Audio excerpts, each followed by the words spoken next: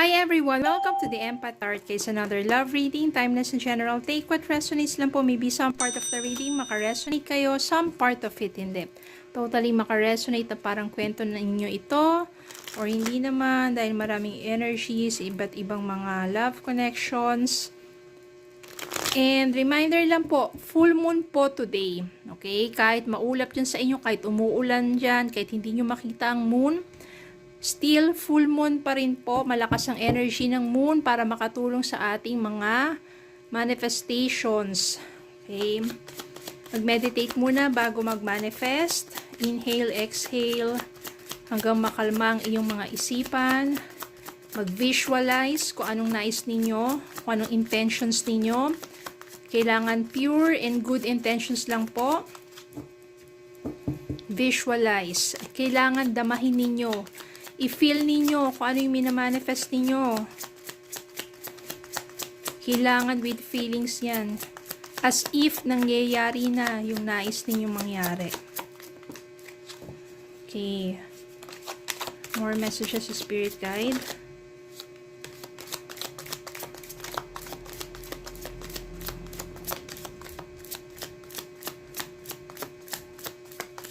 Okay.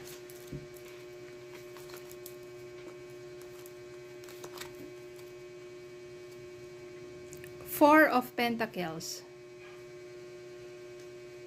the Tower, Ace of Cups, Five of Swords, the Emperor, Queen of Swords, King of Cups, Two of Swords, and Eight of Pentacles. Kuha pa tayong isa, bottom of the deck. Ten of Wands.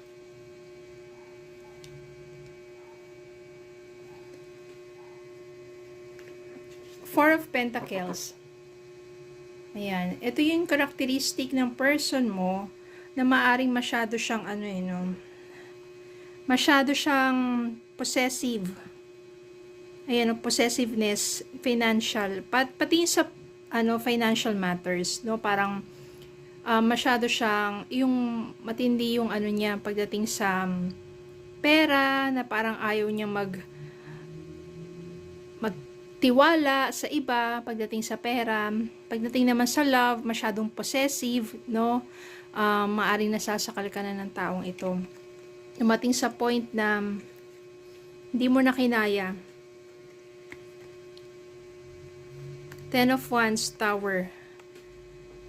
Sobra ng bigat ang dinadala mo, overburden ka na, hindi mo na kaya pa yung pakisamahan tong taong to. Kasi sakal ka na sa kanya hanggang sa tuluyan ng nawasak ang inyong pagsasama. Ang ginawa mo dito, nagkalayo kayo, mas nag-focus ka doon sa sarili mo. Ayan self-employment, or business, o trade. So, ibig sabihin, yung hard work mo, doon ka na lang, no? Para mawala yung, hindi mo siya masyadong maisip, nagpaka-busy ka na lang. Then, dumating yung time dito na, totally, kinut off mo na siya sa buhay mo, at lumayo ka na sa taong yon. Mas nagkaroon ka ng freedom. Parang mas naramdaman mo dito, being independent, hindi ka na masyadong nagre-rely sa kanya. At saka mas yung honest ka sa sarili mo Alam mo na sasakal ka sa relasyon na yon. Ayaw mo nang hayaan pa na magstay ka pa dun sa taong yon. Meron ditong Five of Swords. So, ibig sabihin talagang sinurrender mo na. Ayaw mo na ng ganong klaseng relasyon pa, no? Hindi rin naman kayo talaga nagkakausap ng maayos, ng heart-to-heart talk. Palagi na lang kayong away ng away. Kaya totally, tama na, surrender na lang, no? I-let go na lang yung taong yon. Then, merong bagong love na darating sa buhay mo. Ace of Cups. New beginnings, new relationship, love. Medyo malilito ka ngayon kasi merong the Emperor. Someone who is very practical to, maybe older than you, no, mas matanda sa'yo to. Pero dito makikita mo na, syempre dahil mas matanda siya sa'yo, mas mature to. At medyo father figure ang dating, no. Meron din naman someone, King of Cups dito. Mature din naman ito. Siya yung talagang mararamdaman mong charming, mapagmahal. Kalmado lang siya kasi, ano to emotionally stable to. Ibig sabihin, hindi siya basta-basta padadala sa mga bugso ng damdamin kapag galit siya. Medyo tahimik lang to. Pero charming, affectionate, romantic. Ito yung ano sa kanya, yung pagiging romantic niya, no? Yung parang, minsan may surprise yan, sobrang romantic, ganyan. May surprise sa'yo yan, tas napaka-romantic na dating niya. Tsaka family-oriented to, kasi mapagmahal tong taong to.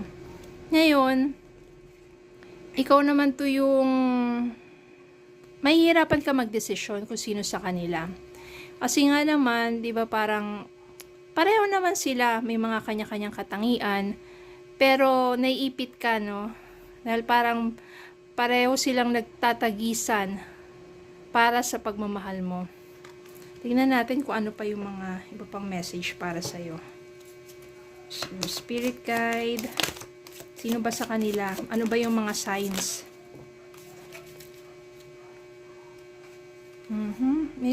May lumabas dito, the Empress, Page of Swords, the Chariot, and Four of Cups. Ayan. Kaya ka rin nahihirapan dun sa bagong person na dumating sa buhay mo. Kasi minsan, iniisip mo pa rin yung person mo. Yung nilayasan mo, yung talagang totally kinat off mo na sa buhay mo kasi sakal ka na. Parang minsan, kahit lumayo ka, sa isipan mo, hindi ka rin talaga maka-move on pa. Bumabalik at bumabalik pa rin siya sa isip mo. Kahit meron ng iba nag-o-offer sa'yo ng love. Kaya dito, kailangan mo lang, parang hindi mo kailangan magmadali. You have to think before you decide. Pero ang importante niyan, malalagpasan mo rin naman kung ano man lang confusion na nangyayari sa isipan mo. Minsan kasi nagtatalo ang puso at isipan eh. Mahal mo yung taong yun pero nasaktan ka naman. Totally, distracted o sira na yung pagsasama ninyo at umalis ka na nga sa kanya eh, 'di ba? Pero kailangan minsan, kaya nga yung mind over heart kung minsan, 'di ba? Kung sino yung someone na mag-aalaga sa'yo. Kung sino yung someone who will take care of you. Yun din dapat yung someone na pahalagaan mo. And that will lead into motherhood, harmony, pregnancy. Siya yung someone na maaring makasama mo panghabang buhay at magkakaroon kayo ng yung bunga ng inyong pagmamahalan. But I can sense here, sa umpisa mahihirapan ka kasi bumabalik-balik sa'yo tong tao, yung nakaraan mo. Pero I can sense here na mangingibabaw si King of Cups. Kasi dyan mo mararamdaman yung kanyang pagiging romantic, yung kanyang pagiging sympathetic. Ibig sabihin yan yung kapag nalaman niya yung pinagdaanan mo na sakit do sa nakaraan, kabaliktaran yun. Kung kagano ka nasaktan, ganun ka naman niya aalagaan. Etong someone na to. So, maaring siya, kayong dalawa yung magiging ang magkakaroon ng panibagong love connection, romantic relationship, at maaring etong person na to, siya ang sabihin natin, yung heart mo, makakapagbigay ng tuluyang ligaya sa puso mo at magbubunga nga ang inyong pagmamahalan. Okay? So, yun talaga minsan, you have to let go of the past, move forward, and be joyful sa mga new blessings, new love that is coming into your way. At ang mahalaga dyan, love and take care of yourself. Okay, kailangan importante dyan, emotional health, mental health natin, di ba? Kuha tayo ng message para sa inyo.